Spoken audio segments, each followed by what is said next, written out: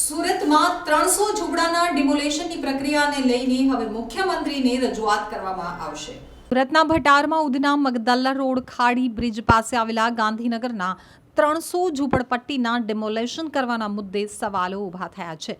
ત્યારે લોક સમસ્યા નિદાન કેન્દ્ર દ્વારા ગરીબ, દલિત, આદિવાસીઓને તેઓના ઝૂંપડાના ડિમોલેશન સામે તમામ ગરીબોને આવાસમાં લાભ આપીને ખસેડવું જોઈએ તેવી માંગ કરવામાં આવી છે।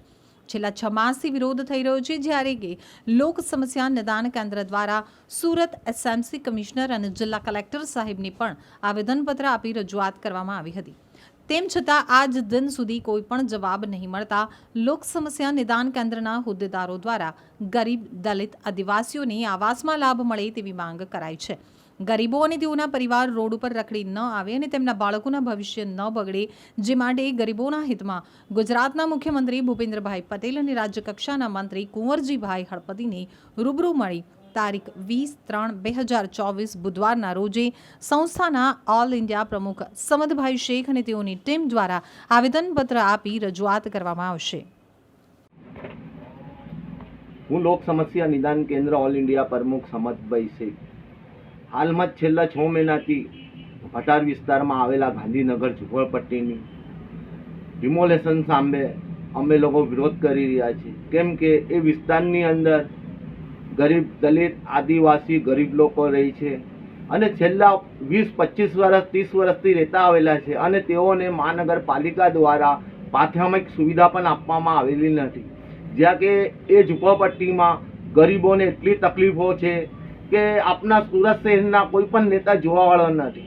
તમે જોઈ શકો છો એની પરિસ્થિતિ શું છે, જે માટે અમે એ લોકો ગરીબોને આવાસોમાં લાભ મળે અને તે લોકોના ઝૂંપડાના ડિમોલેશન સામે વૈકલ્પિક જગ્યા મળે એવી માંગ લઈને અમે છેલ્લા 6 મહિનાથી લડત લડી રહ્યા છે।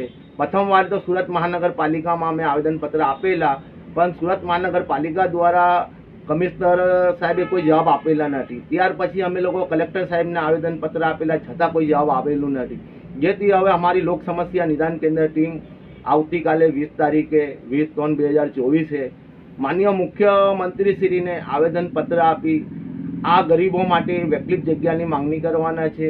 બીજું કે અમારા ગુજરાતના માનનીય કુંવરજી હળપતિ, જેઓ અમારા ગુજરાતના આદિવાસીના મંત્રી છે, તેઓને પણ અમે મળીશું અને આવેદનપત્ર આપીશું। આ ગરીબોને જલ્દથી જલ્દ વૈકલ્પિક જગ્યા મળે અને તેઓના ભવિષ્ય ઉજ્જવળ થાય, કેમ કે ત્યાં રહેતા 100 થી 150 બાળકો છે, જેઓના ભવિષ્ય આજે હંકારામાં લાગી। જો ડિમોલેશન સુરત મહાનગરપાલિકા ઝૂંપડપટ્ટીનું ડિમોલેશન કરશે તો આ બાળકોનું ભવિષ્ય શું, એ બધું અમે જોયા છે ને અમે તો એ જ ઈચ્છીએ છીએ કે બાળકોના ભવિષ્ય ઉજ્જવળ થાય, ગરીબ આદિવાસીઓ આગળ આવે। અમારા ગુજરાતના મુખ્યમંત્રી પણ આદિવાસીઓ માટે સારા કાર્ય કરી રહ્યા છે, પણ હાલ ગુજરાતની અંદર આ રહેતા ઝૂંપડપટ્ટી કેમ ધ્યાનમાં આવતી નથી, જેથી ગુજરાત સરકાર અને અધિકારીઓને ધ્યાન દોરવા પ્રયત્ન